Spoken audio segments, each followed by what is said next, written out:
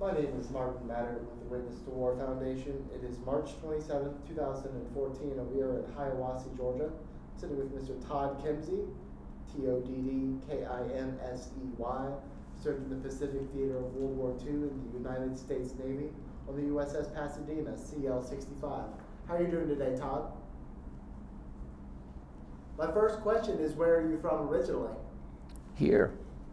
And could you tell me about growing up in Hiawassee? Well, my mother was from just across the line in North Carolina. So when I came due, she went over there. And actually, I was born in North Carolina. And so my wife's a Tar Heel, and she can't brag about being something I'm not. But anyhow, then I came back. And I went through they had only 11 grades in school then, and I went through about the 9th or 10th grade here in Hiawassee. And Hayesville, my wife's hometown, was getting football. And I had an uncle, Perry Tipton, that man, he was a nut for football, and he taught my grandfather, and he let me stay down there and go to school and play football. So actually I graduated from Hayesville High School. But then after I graduated, I went to Berry College one summer and worked all summer to go to school. Well, I was a 16-year-old boy then, and I wanted to go in the Navy. Christmas, I came back from Berry and decided I wasn't going back to school. So I went to, Mom and Dad was in Canton, Ohio, working in a defense plant, and I went up there. And it took me about 6 months to talk my father into signing for me. And then I signed up. He went with me to say that I had his permission. And a funny thing, I joined the Navy in Canton, Ohio, but they sent us to Cleveland to be inducted into that. And we got up there too late to do it, so they put us in a hotel. And of course, the bunch of 17-year-old boys, we were having a big time. And they had an old chief there running up and down the hall. Now, boys, now, gentlemen, now, please. The next day at 10 o'clock, we had raised our hand and been sworn in the Navy. He jumped up on a big old bucket there, and he said, "All right, you so-and-so, you're in the Navy now, and when I say jump, you say how high on the way up." I thought, oh boy, things changed, don't it? And then I went to the Great Lakes for naval training through October, November, and I came home. I got out in time to come home for Christmas for leave, but that's the coldest place in the world. We'd get out there on Lake Michigan in what they call a motor whale boat and had to practice rowing. You couldn't put on enough clothes, and I said, "Lord, if you'll let me get south of the Mason-Dixon line, I promise you I'll never come back north." And other than visiting, going back and forth, I've kept that promise. So I spent time there, then assigned to the Pasadena. And guess where while we were in boot camp, they told us, they said, "All right, we're going to give you a battery of tests. Do your best. If you do good, we'll send you to school." Well, my mother was for education, and she taught me. She was graduated from high school, which back in 26 was a big deal. And so I got up and did the best I could. And in math and science, I did all right. In English and history, I didn't do too hot. So they called us up. Guy told me, a lieutenant there said, "Son," he said, "you did pretty well." Said, we're going to send you to fire control school. I said, I don't want to fight fires. He laughed, and I could just see him and think, boy, we got a hold of a dummy here. He says, now you're going to range how far whatever you're shooting at is in this optical instrument, and you'll control the fire of the guns. So they sent me to Fort Lauderdale, Florida, and I thought I'd died and gone to heaven for sure. So we went to fire control school there. We had the directors, and I got a picture of my ship, but it's in that little book I left at home.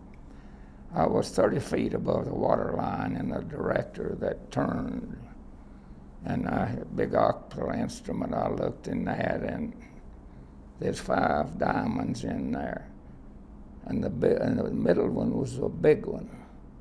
And I moved this in and out, and when I got over the target, I pushed a button. It went down into the plotting room, into the guns.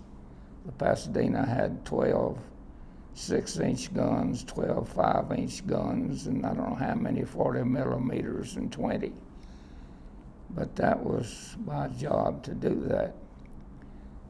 And on the beach there in Fort Lauderdale, they took us down and put us in the finest hotel on the beach. And on the beach was these directors. Of course, 17-year-old boys, 18. Hey, turn down to Sutton and check that bathing suit down there.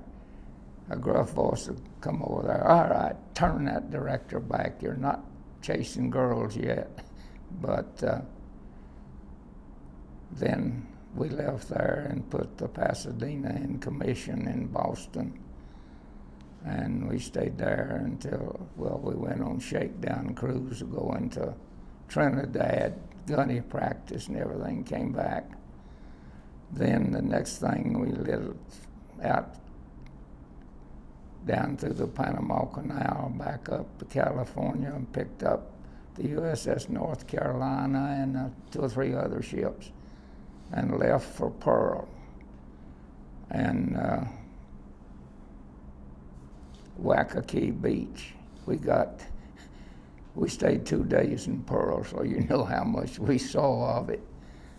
But we left Pearl and headed back for the islands of the South Pacific. But before we get there, I'd like to hear more about the Pasadena. Could you describe the ship to me? What, the Pasadena? Yes, sir. It was a light cruiser, which its just weight and everything is between a heavy cruiser and a destroyer. We were about 600 plus feet long and 60-some feet wide. And every division had their own place to bunk, 1, 2, 3, 4. And if you was in this bottom and they sounded general quarters or air defense, you better not be the first one to try to get out, because there's 3 above you coming down. Life aboard the Pasadena was, I thought, being a little country boy, it was the greatest thing going, until I got out there and got to being shot at, kamikazes, typhoons, a lot of things you forget. Your mind blanks them out. I mean, it's hard to remember all of that, and that's one reason why I had that run off. So it tells you every battle star and where we were. Now, tell me about the first place you went after you left Pearl Harbor. Well, it's sort of hard to decide, because Palua Island is where they took it before we got out there, and they used it. It was a beautiful harbor and everything, and it was about halfway from Pearl and Japan, which if we took that island, our planes would just have to fly from there over Japan. And then, as I say, if I had that, when she's got that has the life on the Pasadena every day, I could pinpoint where the first islands are. But the islands, we had the Blue Islands. They had one known as Mogmog Island. Could you tell me about the Battle of the Philippine Sea? Well, we joined the Third Fleet Halses to actually keep the Jap planes on shore. We sent our planes off of our carriers, and then it was up to the cruisers and the destroyers to protect them from any planes that came over, plus submarines and like that. So they'd take our cruiser division out with some destroyers and a fast run, like in the South China Sea, to bombard shore installations. I know one time we found out that we were going to South China Sea, and another friend of mine went down in the plotting room and they had it mapped out, and there is a little looked like a little white hut with a long white little round thing coming out. And somebody asked, said, "What's that?" He said, "Boys, don't worry about that. That's just 12 and 16-inch shore guns." Gee, thanks. That's really nice to tell us. We went in there and bombarded that thing down, come back out and got out of there and didn't see the first Japanese anything. But they, on December the 17th, 1944, we hit the typhoon called Cobra. Waves from 60 to 90 feet high. Can you realize what a 90 or even a 60-foot wave was? You'd look out and you'd see a destroyer come up on the top of that and go down, and you just said, "Lord, let him come up on the other side." We lost 3 destroyers and somewhere between 600 and 700 men. Now, we searched for some of them. There's a destroyer escort, which is even smaller than the destroyer, that disregarded Halsey's command to move out, and kept searching and found, I don't know, probably around 100 or more off of the hull or the manga hand, some of them, but anyhow. And then we searched and we didn't find any. And by the way, the Pasadena had 2 float planes. They had short catapults. They might have been 50 feet long. And they used them to pick up down pilots. And the typhoon took it. It was little typhoons, typhoon foot, little float planes, and they'd put a 5-inch or 6-inch powder charge in that and fire that little fella off. And we lost one of them. The wave just picked him up and gone. But you can say what you want to, but now it is scary to ride a typhoon out. And not only did we ride out Cobra over, Halsey knew that we're supposed to keep these Jap pilots' planes on the Philippines and not let them out. But the thing about it was some of our destroyers was low on fuel. So they decided they'd fuel those up. They never did get to fuse them up on the 17th. And there's no way that they would have said, well, we're going to hook a oil pipe up, go over the fantail and fuel up this destroyer. A wave came along and popped that pipe, pulled it out, pulled it to and destroyed it. And they didn't get to put any fuel in them on the 17th or 18th, and about the 19th they got to fuel them. And we went back. MacArthur and Halsey were pretty good friends, but there's a little jealousy between them. But McCain, who ran for president last time, his grandfather, Slew McCain, was an admiral in one of Halsey's. McCain and some of the others is the one that got together and figured out how to keep these kamikazes down. The Japanese sent out 2,250 kamikazes over the South Pacific while we were taking well, not so much the Philippines, the biggest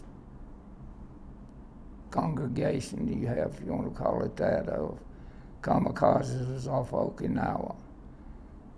I was talking to a friend who was on the little destroyer, and he said that there was in the area at one time over Okinawa over 200 kamikazes.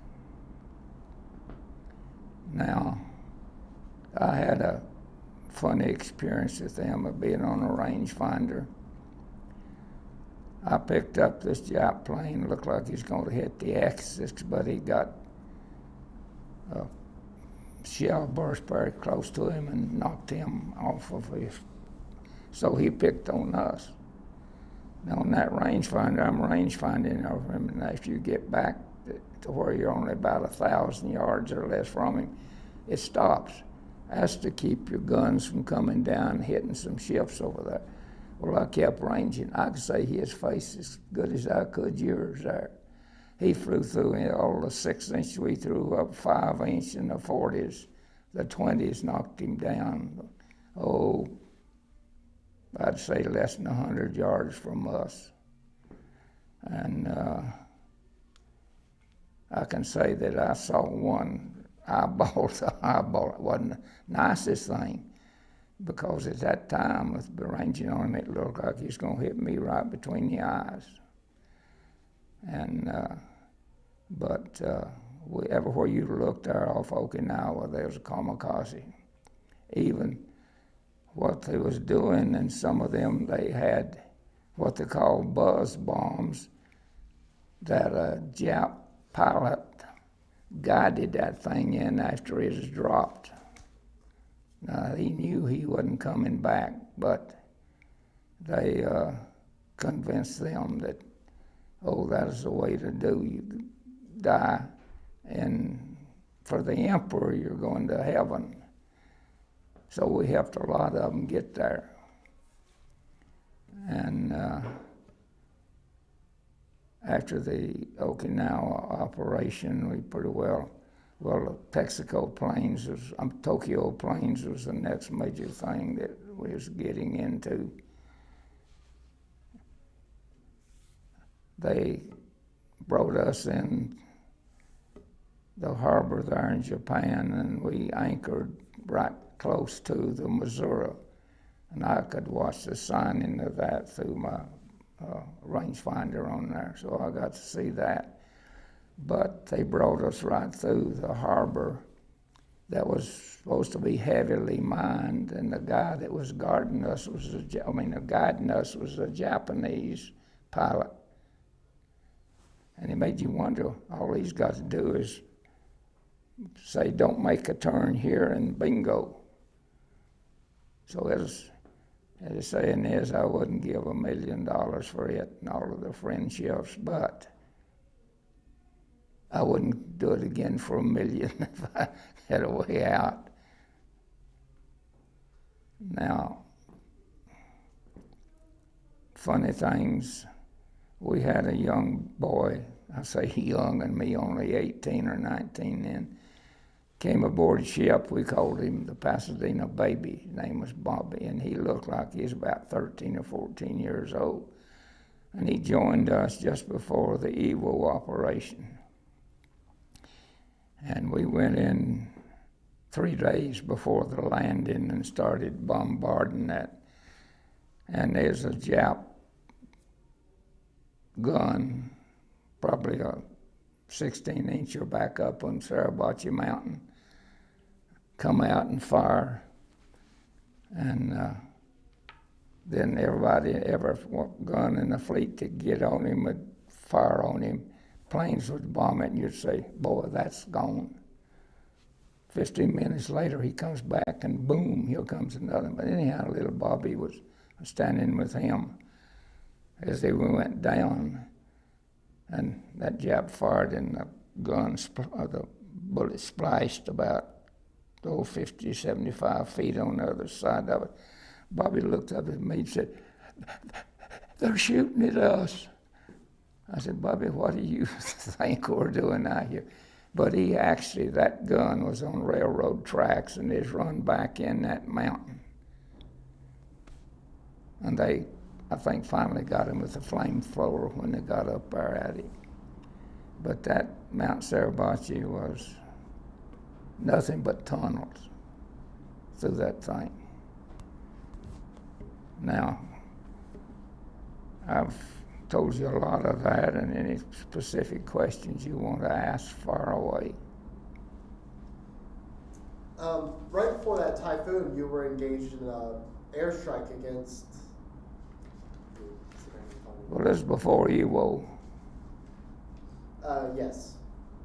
This was on December 14th through 16th. You were airstrikes against Luzon.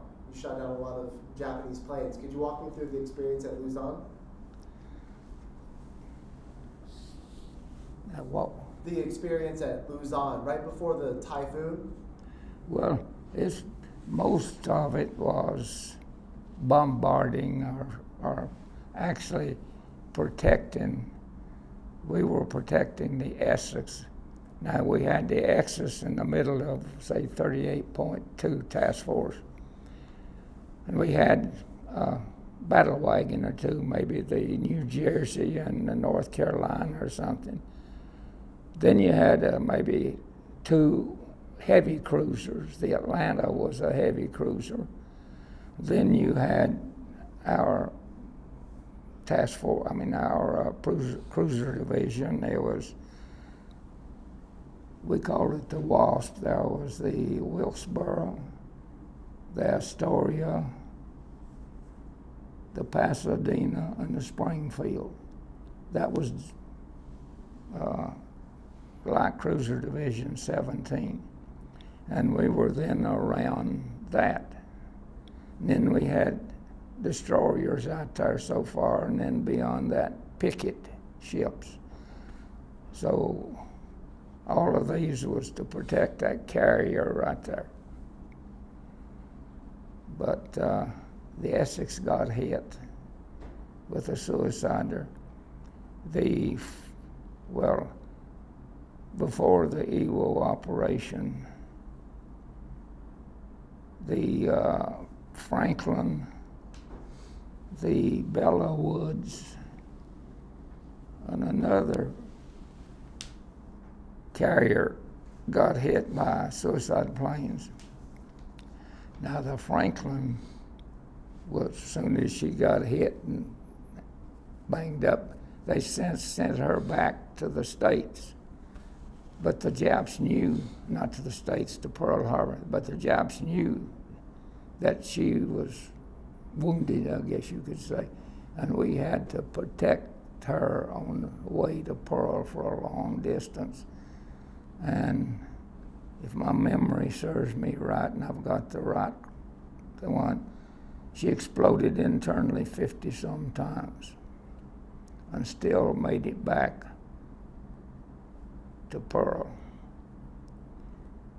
And but when those kamikazes first really sent them out by the hundreds. They stopped the Fifth Fleet. I mean, I got some things here that I hate to take up some of your time of that, but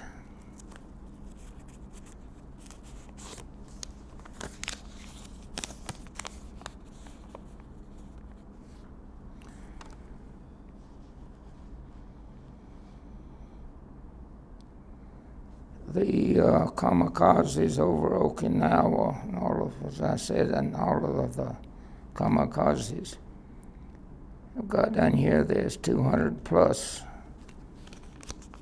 kamikazes over the fleet, 2,550 kamikaze attacks, 12,000 American lives lost, 36,000 wounded, and sunk or damaged 74 ships. So that's when Halsey had to get his, he called them his dirty dozen boys. And they figured out the best thing to do is just to keep those jet planes, don't let them get in the air. And they did pretty well on that.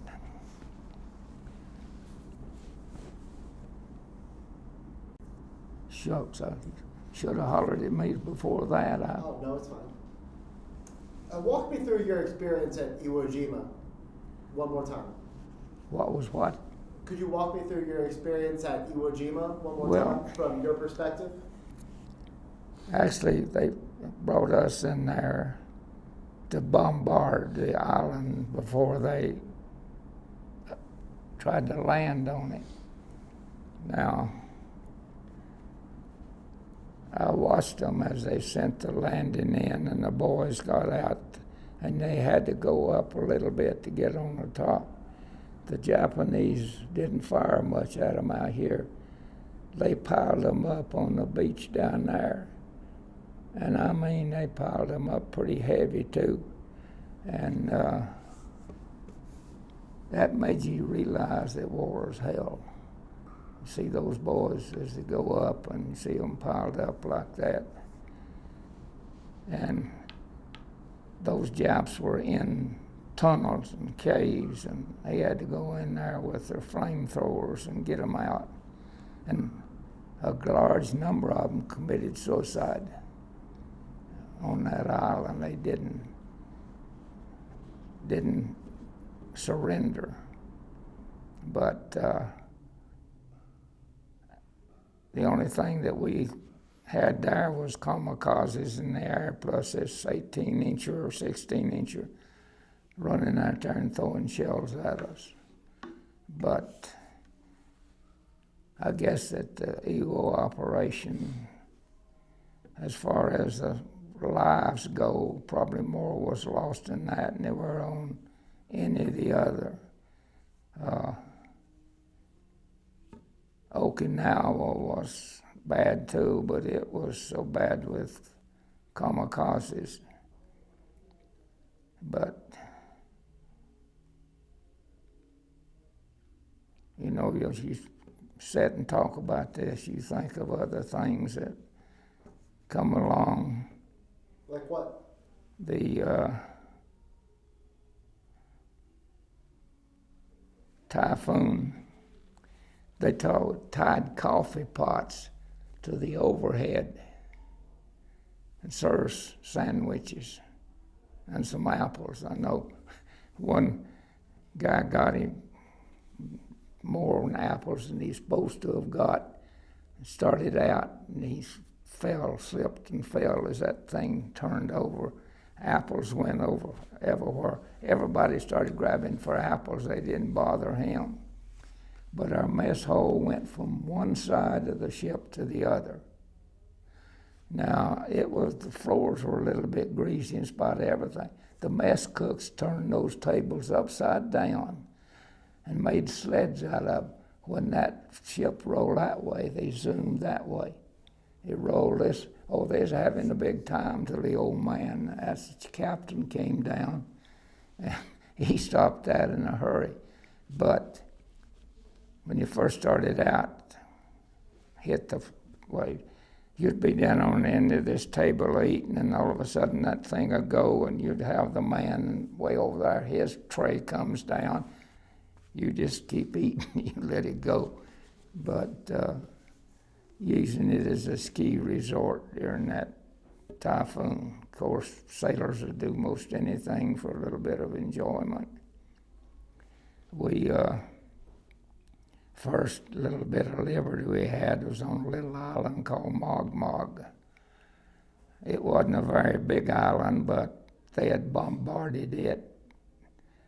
Most of the palm trees had been broken off, but I went over there and they took us over there in boats and had 2 cans of beer. It wasn't good beer like they have now. It's about a 4% alcohol or something. And I sold mine. I never could. Me and alcohol just couldn't get along. But we came back aboard ship. One of the boys come in. He'd been at it. We had a little place called the library. Come in just cussing. Somebody says, "Good DC, what's wrong with you, son?" He said, "Look at this blankety blank. It's got Sailor's Paradise, Mogmog Island. There's a picture of a sailor and a beautiful girl in a hula hoop." He said, "We didn't see a girl or a hula hoop or anything. But my parents is going to see that, and they're going to think that Lord, he's in big heaven." But, and we had little liberty in the Philippines. But they had it pretty well fenced off to where we couldn't get out and ramble around too much.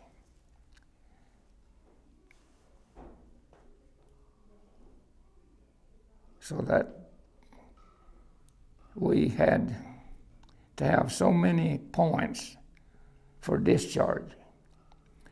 Now starting out, you got a point for each year of age.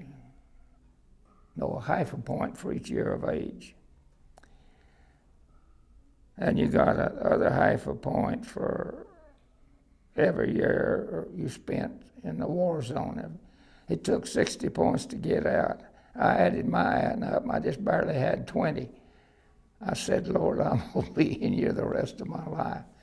But then they gave so many points for every battle star, and we had 6, plus 2 the Philippine government gave us.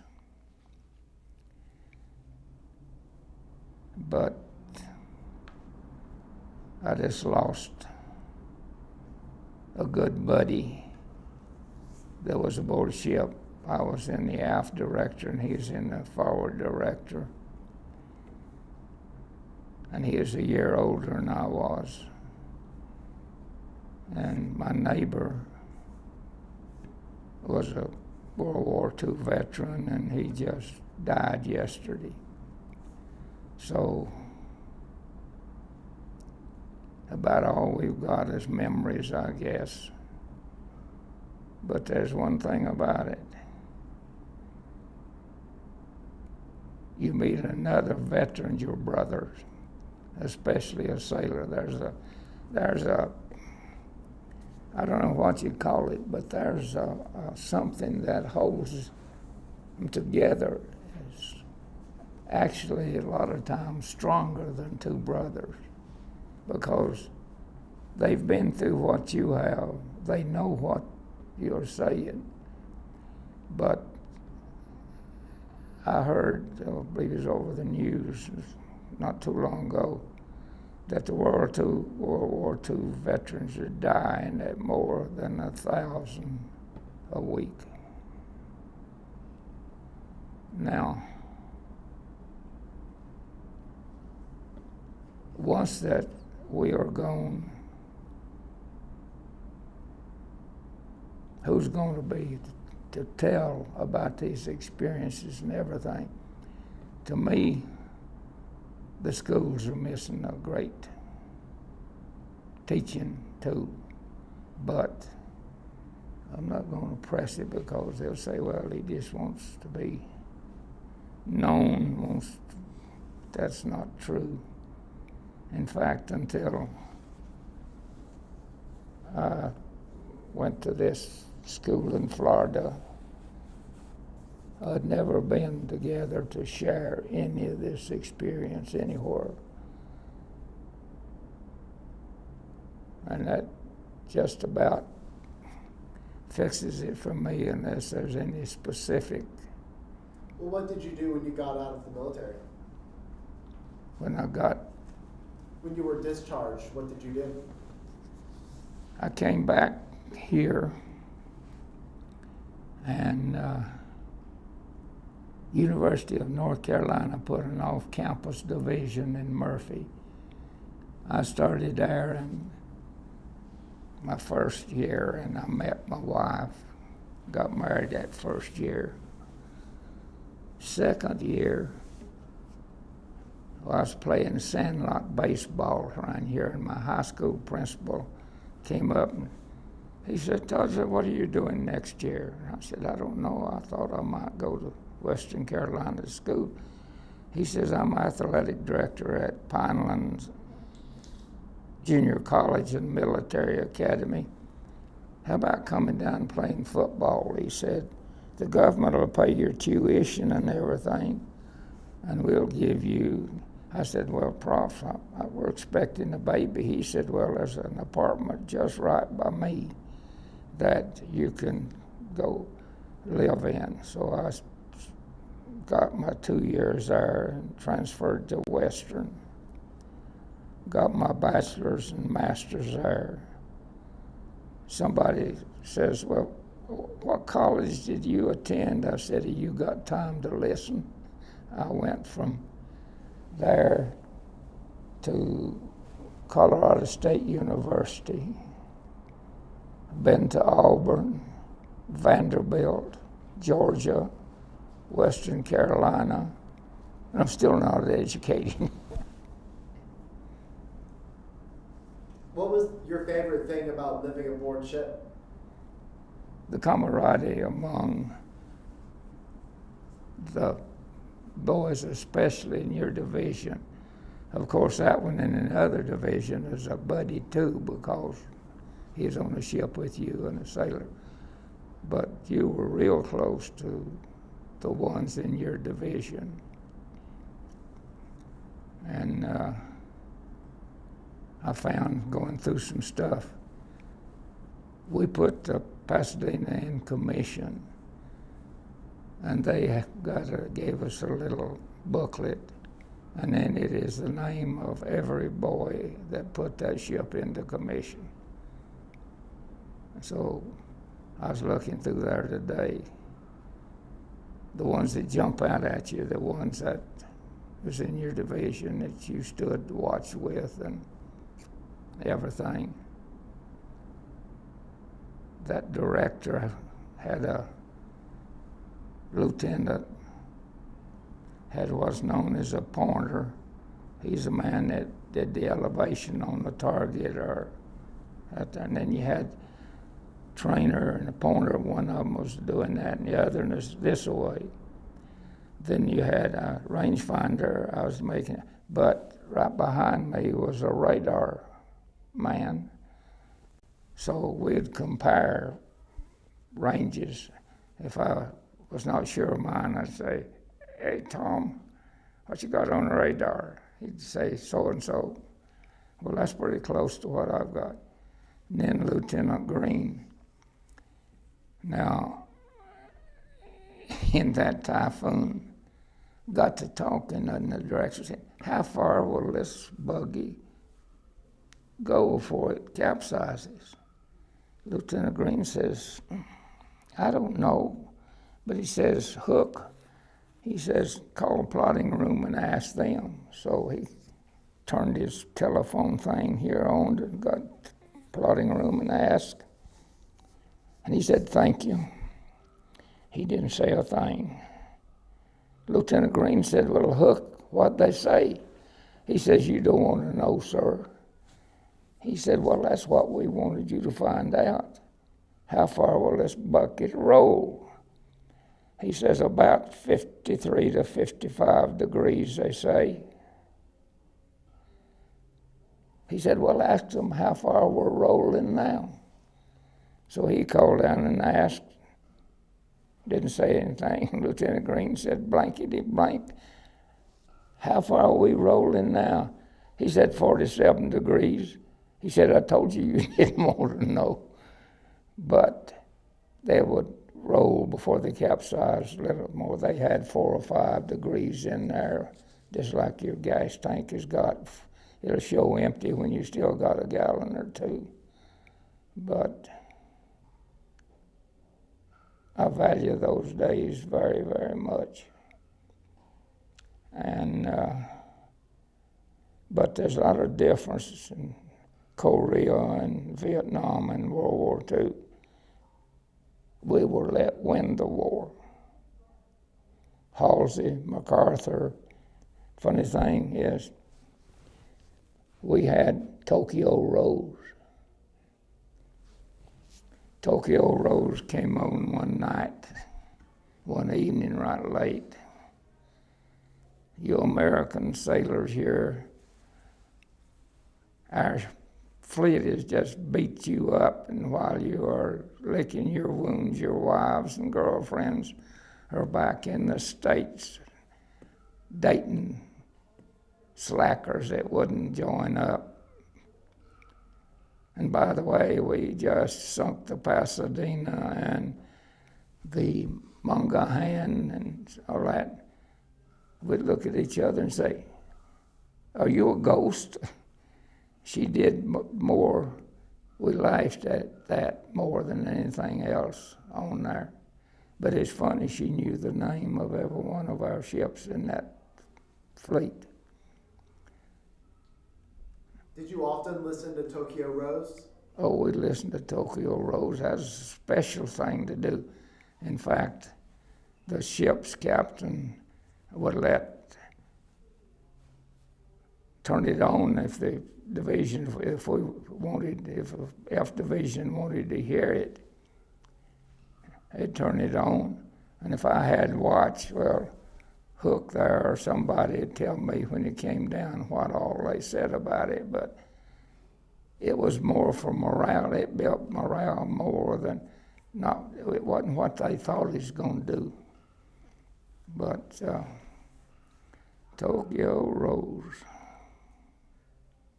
It's plenty more fun. We look forward to that, to see what ships they had sunk and everything.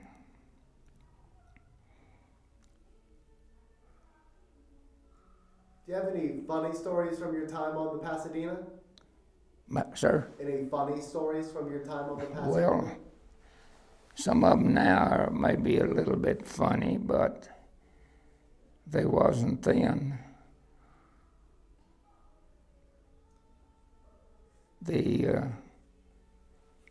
To me it was funny, the little boy there that looked up there with his eyes as big as saucers and said, they're shooting at us. It was sort of funny. Well, what do you think? They going to just let us go? And there wasn't a whole lot. After we got aboard and got out in the war zone, there wasn't too many things funny. To civilians, it might have been funny, but when a group of the ones, sailors on the Pasadena and those that were in our division, we had a lot to talk about. But how much of it, scuttlebutt, they called it travel. We decided to find out how fast. So some of the boys made up that just when the war was over, that we were going back to the States about 3 weeks from then. that they had heard it over from the radio girls, as they called them, the radio people. We called them the girls, and we had a fight then. But 3 days later, they said it was leaving 3 weeks. 3 days later, it came back through our division that was leaving in 10 days. And this was not scuttlebutt. This came directly from the Radio Shack, which it did not. But that's how fast scuttlebutt, as they call it, would travel throughout that whole thing. Did you have any leaders that were particularly inspirational for you? Well, Halsey, a lot of the sailors thought he could walk on water. He was be one of you. A favorite story, Halsey was on this ship visiting, and two sailors walking along, and they was discussing him. One of them says, you know, I'd follow that old SOB into the pits of hell. He got a tap on the shoulder and looked around at his Halsey. He said, son, I'm not that old. But I went aboard the ship he was on to get some fire control equipment with our first class. And of course, going up, you saluted the flag and the officer of the deck and everything, and walking along. And all of a sudden, Chris grabbed me and jerked me back, and he said, you nuts? I said, what are you talking about? He says, you know who that old gentleman is there with just a regular chambray shirt and dungarees on? I said, yeah, he's some old sailor. He said, that's right, that's Halsey. I thought, good Lord of mercy. But at a bunch of, the first time carrier-based planes ever hit Japanese, besides the ones that went off of the carrier before that, a lot of them got lost coming back. They couldn't find their way back to the carrier. All this passed the word, every ship in the 38.2 bunch, turn your searchlights straight up and turn them on. Some captain of some ship said, but sir, that'll just pin us for the Japanese. Halsey said, those boys risked their lives for us over there. And he says, I'm damn sure going to land them. And he did, and we didn't see the first Jap plane. But they had a favorite thing. When a plane got within about 30 miles of the fleet, you'd go to air defense. You got to protect. The Japs had a pilot every night about 10:30. He'd come in. We'd get out of the bunk and up to air defense, and he'd leave. About an hour later, he'd come back. And now he did more to make the boys mad at the Japanese way. But anyhow, they finally got him. They'd send as soon as he came in range, they'd send the plane up after him. But he must have been a good pilot, because he, for weeks there, every night, we called him Peacock Charlie. But he finally got him. But a lot of these times we were on these bombardments and going for 77 days something. But anyhow, this whole business of we'd go, sometimes I know there was 72 hours that we got very little sleep, 3 days. By the time if you got in your bunk and did get down there, back to either general quarters or our defense. And I've taken up more time. Well, were there any other stories that you'd like to tell? Anything else that might have slipped your mind? Well, no. Of course, when I get started home, I'll think of a dozen on that. But well, it's been a real honor and a pleasure to get to speak to you today. I'd like to thank you so much for taking the time, but most importantly, I'd like to thank you very much for your service. well, I was glad to do it, but it brings up old memories.